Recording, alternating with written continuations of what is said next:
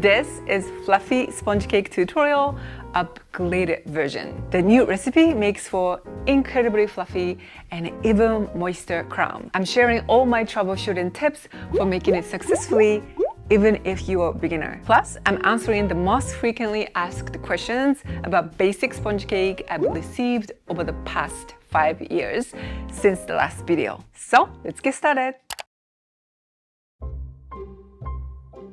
As the very first thing, preheat your oven to 340 Fahrenheit and prepare hot simmering water in a saucepan.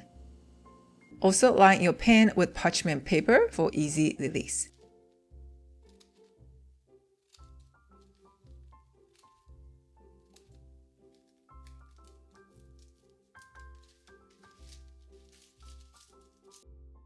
And always check if the bowl and whisk are not wet or greasy at all. Any liquid, oil, or residue will prevent the eggs from whipping properly.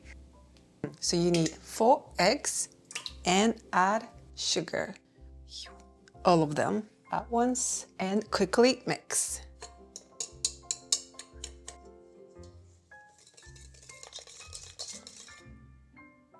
Again, now let's warm it up.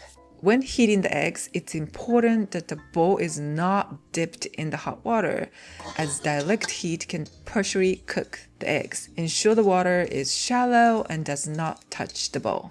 Also, to prevent the eggs from cooking, mix constantly while heating. By warming the eggs, they become looser and whip up more easily and quickly. Heat until the eggs feel very warm, like bath water. While the mixture is warm, start whipping at a very high speed.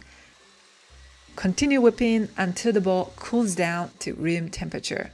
I've found out most people does not whip eggs enough right here, and that is why their sponge cake did not rise properly. Whipping the eggs is the most important part for making fluffy sponge cake. Let's check how it looks now.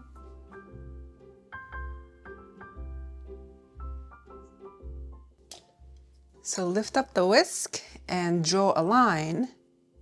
And if the line remains on the surface and doesn't disappear right away, this is whipped enough. So now we're going to turn it down to low speed and continue whipping for 5 to 10 minutes. As you can see, the air bubbles are large at this point, and these large air holes create a rougher texture. So always finish at the low speed to make the bubbles smaller. This creates very soft and silky texture. Meanwhile, I usually combine the milk and oil. I didn't add vanilla this time, but when you do, add it here as well. Also, sift the cake flour with the fine sieve. This is necessary because cake flour is very lumpy. Otherwise, you will often find lumps in the finished cake, which affects the texture. I sift twice if the flour is very lumpy. Many people also asked why I didn't add baking powder to the recipe. For this Genoise sponge cake, it is not necessary as it rises mainly from the power of whipped eggs. It's amazing what eggs can do. Tiny air bubbles expand in the oven due to the high heat and push up the cake. As you can see, it now looks much silkier and shinier. Okay, let's take a look.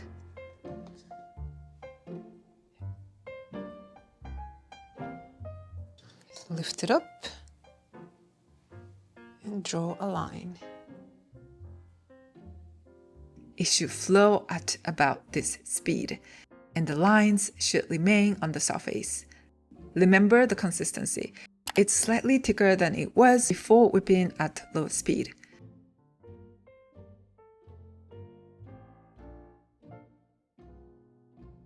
Once the eggs are ready, fold in the flour immediately. And then fold.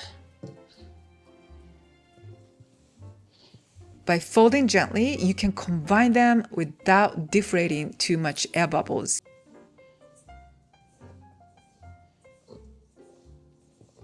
Stop as soon as you don't see any flour.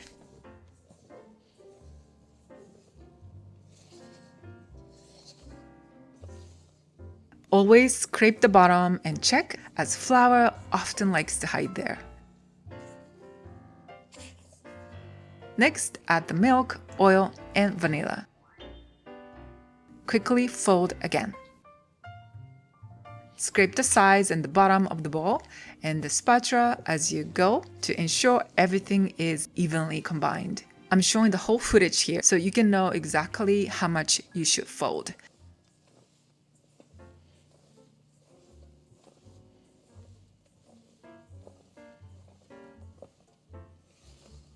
Now oil and milk is roughly combined. Scoop the batter with the spatula and let it fall. The batter looks slightly thicker than ideal. It should flow a bit more smoothly, so keep going.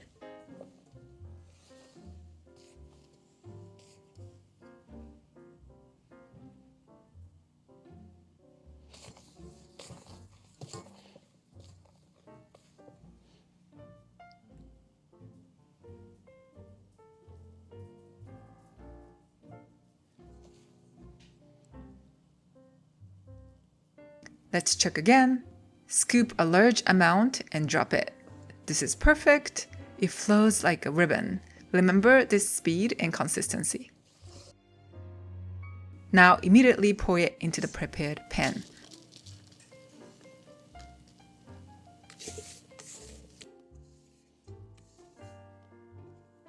If you see darker yellow parts, like here, swirl them with the spatula to even them out, as they are heavier and can sink below the surface.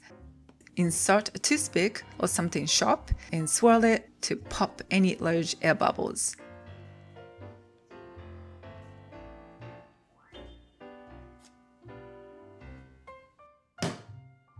Tap it on the counter gently a few times for the same purpose. One batch of this recipe is enough for 1 8-inch cake or 2 6-inch cakes. And let's bake. The baking time varies depending on the oven, so always check for doneness at the end. You might still hear a slight bubbling sound, and that's okay, but the top should bounce back gently. And a toothpick should come out clean with the few crumbs. Avoid opening the oven door until the cake has risen to its maximum height to ensure it stays as fluffy as possible. The top of the cake should shrink a bit like this when the center is cooked slow.